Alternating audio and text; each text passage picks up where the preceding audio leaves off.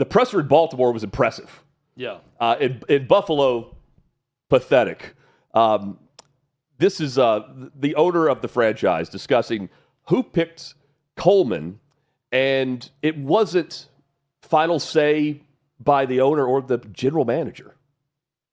I'll address the Keon situation. The coaching staff pushed to draft Keon. I'm not saying Brandon wouldn't have drafted him, but he wasn't his next choice. That was Brandon being a team player and taking advice of his coaching staff. Took one for the team. Yeah, I mean, who felt strongly about the player. And, he's taken, for some reason, heat over it and not saying a word about it. But I'm here to tell you the true story. I mean, the true story is the general manager just bowed to the coach. Gets credit or blame for the pick. The owner bows Period. to the general manager, apparently. Mm-hmm. Here is... is that his son? I mean, that was like the defense that I would give a child. I think the father... I want to bring my child up here right now and know that they had nothing to do with that pick. By the way, there was zero accountability. He's criticizing a pick based on a question. I mean, Keon Coleman's still on the team. Oh, yeah. Thanks, guys. Here's Brandon Good to know no one here wants me. Getting emotional after his character is question. People can disagree with draft picks that I make or people I sign or I screwed up the wide receivers, whatever it is. Like, those are harmful things that, I walk in the door and my wife's got tears coming down her face for stuff like that. And I'm going to damn try hard to win a Super Bowl here. I am. But for somebody to question my character like that, it is BS. And I've never done that. So, I mean, it's not an individual situation here. In the NFL, this goes on across the board.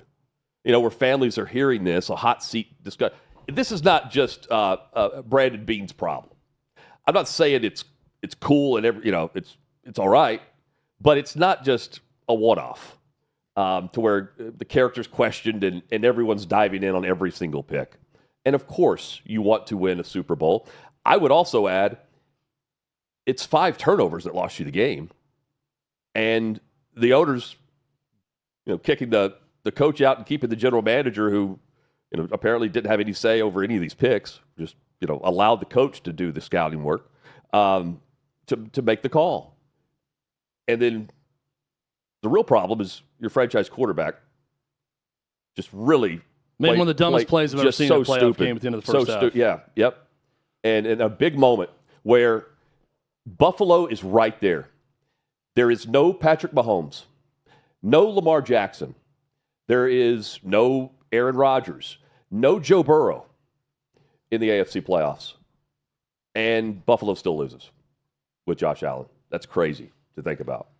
And let's also go back to Brandon Beane in that press conference and talking about, I come home to my wife in tears about my integrity being in question. Well, we got to understand cause and effect. Here's why people think that.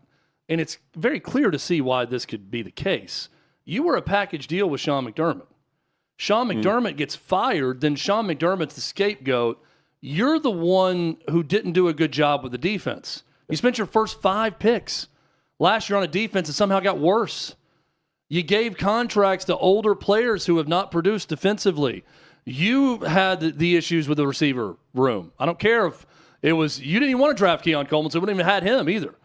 I mean, that's why people think, well, someone's being duplicitous and got to the owner and convinced the owner that the coach is the problem and not him. Whether that's true or not, that's the case. And here's the other thing with Brandon Beane and his history. A year ago, he called into a Buffalo sports talk station and went off on the host because of stuff he heard before his segment. Yep. Don't do it. This would be my advice to everyone. Don't listen to local sports talk radio.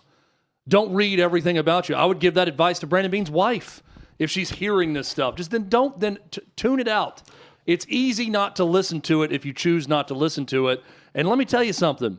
The best in the business aren't going to spend a lot of time or emotion or work on responding to a local sports talk radio show and what they had to say about your job performance. That's just the truth of the ones who do this job the best. Yeah, but they have people that listen in these offices. You know, that's also part of it. Is they still try to oversee everything and nitpick. Yeah. and respond. Very few though will actually go on and say, "Hey, I listened to before," and go off on someone. Yeah. The big game's almost here, and there's no better way to cash in during America's biggest sporting event than Prize Picks, where it feels good to be right. And since the big game is right around the corner, that also means it's your last chance to get in on the football action before next season. So close the season outright with Prize Picks by getting $50 instantly in lineups when you play your first $5. New feature alert right here. Prize Picks now has early payouts. If your player gets, off to a hot start, you now have the option to cash out those winnings before the game even finishes. Join millions of users and sign up for America's #1 sports picks app. Download the Prize Pick app. You do that by using the code HOTMIC. They get you $50 in lineups after you play your first $5 lineup. That's code HOTMIC, HOTMIC. $50 in lineups after you play your first $5 lineup. Prize Picks.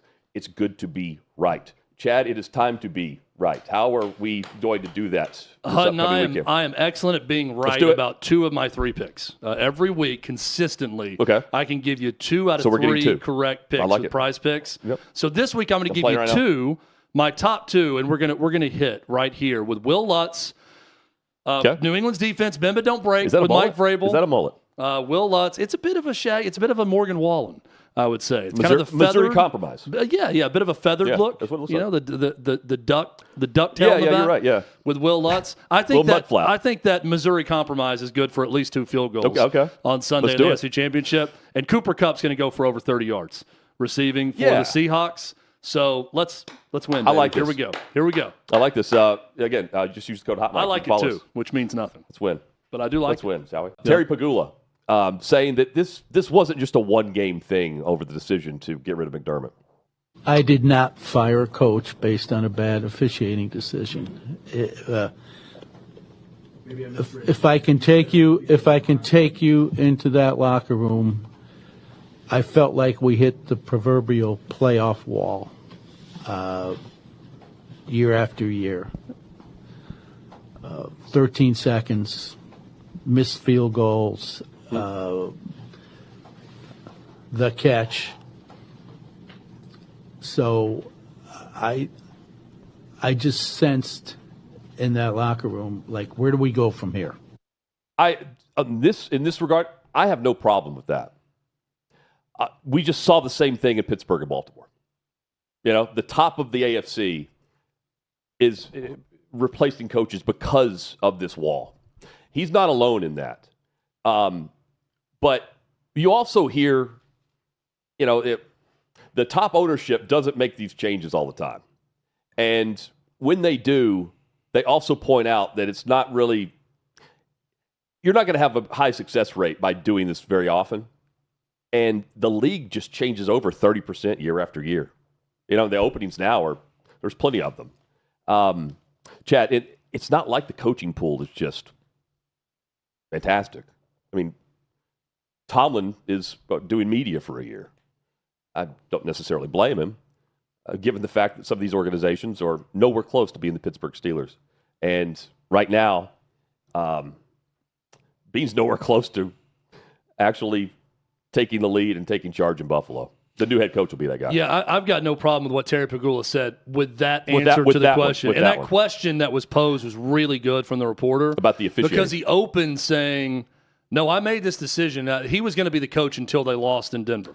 Yep. And I made the decision after the Denver game. Right. But then he also said, well, it was a terrible call, and we should have won the game based on the call. So the framing of the question was, so you fired a coach based on a bad call from the officials? Because you just said the team wins if they don't get that bad call. And then he gave a better explanation as to the playoff wall, not getting over the hump, all of those things, which I think is a little bit more understandable. And again, I do think there's an argument. I wouldn't have fired Sean McDermott, but there's an argument to be made as to why you would do that based on everything he just laid out and not getting the Bills over the hump, especially in a year where there's no Mahomes, no Burrow, no Lamar Jackson.